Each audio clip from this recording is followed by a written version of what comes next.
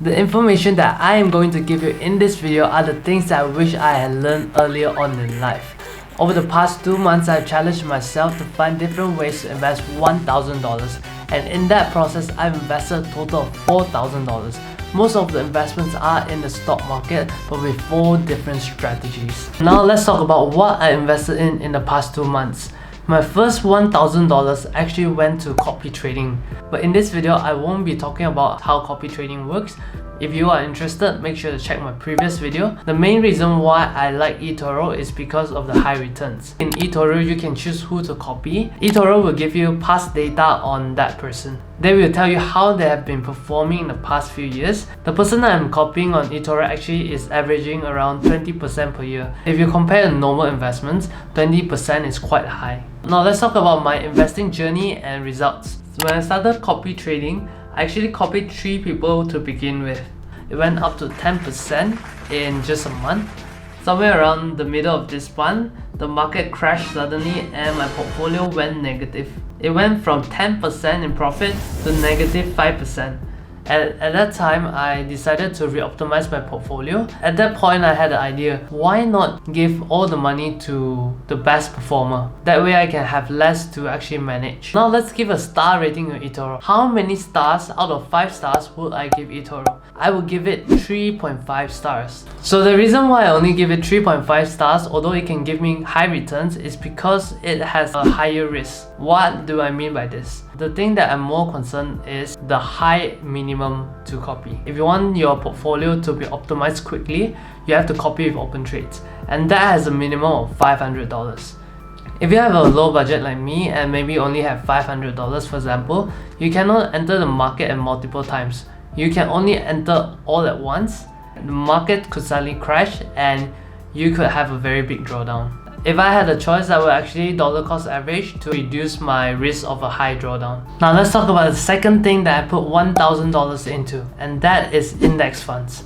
Index funds are something that Warren Buffett himself has recommended. So what is index fund? Index funds are basically a basket of stocks that can represent an entire market, sector, or even an investment strategy. Now let's talk about how I invested. I actually bought exchange traded funds.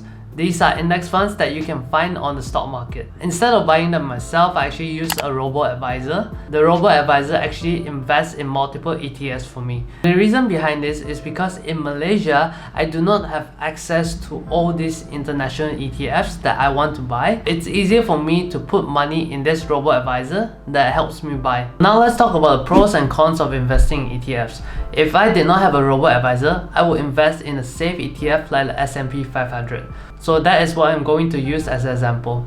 So between 2010 and 2020, the S&P 500 had an annual average return of 13.6%. This is quite a good return for me because the fixed deposit rates at banks are at 2.7% right now. 13.6% can beat that any day. And the second benefit for investing in an ETF would be the lower risk. If you want to pick the next Tesla, that holds a higher risk because not every company does well. But if you put your bets on the S&P 500, it represents the best companies in America. And if a company doesn't do well, they will actually remove that company and put better ones inside. I also use a method called dollar cost averaging to reduce my risk. I do not like timing the market. So dollar cost averaging basically means putting equal amounts of money at equal times. So I put about $100 into my ETFs every single month. I don't care if the price is too high or too low, I just put my money in. In the long run, dollar cost averaging will allow my acquisition cost to become lower and lower and allow me to profit. Investing in ETFs have a third benefit, that is lower management costs. If you invest in mutual funds or some other funds, the annual management cost can go up to 2 to 3% in a year. And if you multiply that by 10 years, that is almost 20 to 30% gone. But if you invest in low cost index funds, it can go to as low as 0.05% per year. Cost is something that you have to think about when investing because over a long period of time, it can become a quite significant part of your returns. Let's talk about the results of my ETF investment. So far, I am still in profit despite the recent market crash. I believe that this is all due to the dollar cost averaging method that I have used. It's time to give my star rating. Out of 5 stars, I'm going to give this investment 4 stars. The reason why I'm giving 4 stars is because it is simple and based on past data, it's considered a safe investment because in the long term, it has been proven to be profitable. I would definitely continue to put my money into ETFs every single month. Now let's talk about the third thing I invested in, and that is dividend stocks. I invested the most money into dividend stocks because they are my favorite. Companies pay out a portion of their earnings to shareholders every single year. Dividend stocks allow me to feel like I'm the owner of the business and I don't even have to work and I still get paid. For me, I invested more than $1,000 into dividend stocks, and most of it are my local stocks, Malaysian stocks. There are 2 major reasons behind this. The first reason is tax, and the second reason is my understanding of the local ecosystem. Now let's talk about tax first. If I had a choice, I would actually buy dividend stocks from the US. But the problem is, because my country does not have a tax treaty with the United States, every dividend that is paid out to me, I will be charged 30% in withholding tax, and that will eat a lot into my profits. But if I buy stocks from my local stock market and they pay dividends, that will be tax-free.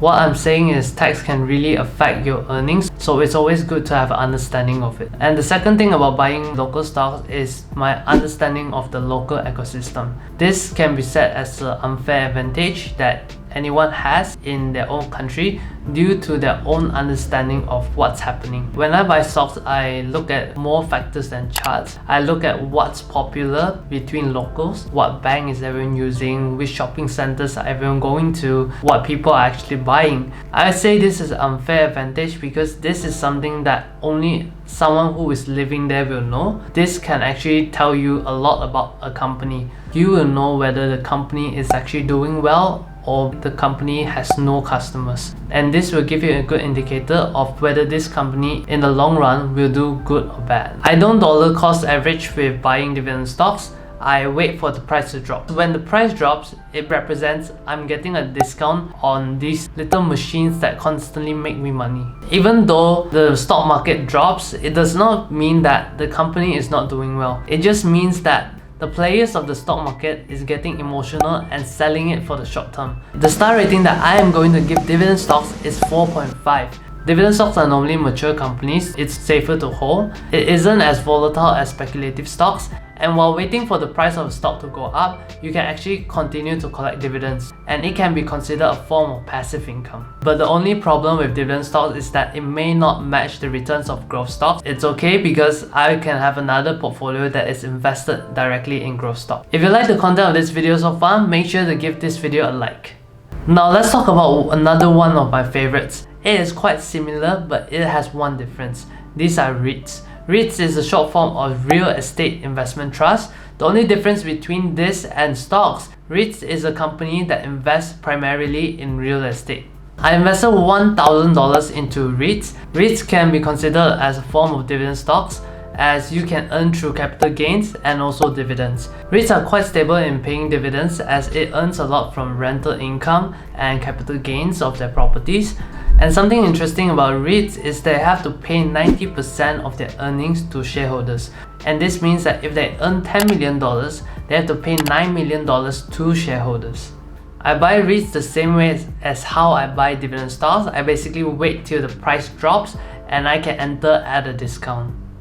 So now let me give a star rating for REITs. I would give it 4.5 stars. Exactly the same as dividend stocks. I love both of them. Now let me tell you why I love REITs as much as dividend stocks. For me, I've always heard that real estate is a good investment, but for my age and the amount of money I have, I cannot invest in a real house. No bank will be stupid enough to borrow money to me, but I can invest in REITs because it has a low initial investment. And the second good thing about owning REITs is that I do not have to do any physical maintenance on the property. The company will do it for me and the liquidity is there. If you own a house and you want to sell it tomorrow, or you want to sell it even right now, you can't. You have to find a buyer and that takes time. But if you want to sell your REITs today, as long as the market is open, you can sell it anytime. And the third and most important aspect for me is that since REITs hold a different type of asset, it can act as a hedge for my other investment.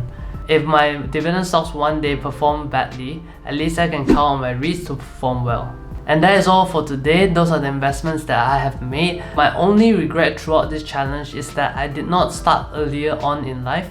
I wish that this was something I started at a younger age because compounding is quite an important thing in investing. I hope you enjoyed this video. If you have any questions or anything you want me to try, let me know in the comments below. I'll see you in my next video.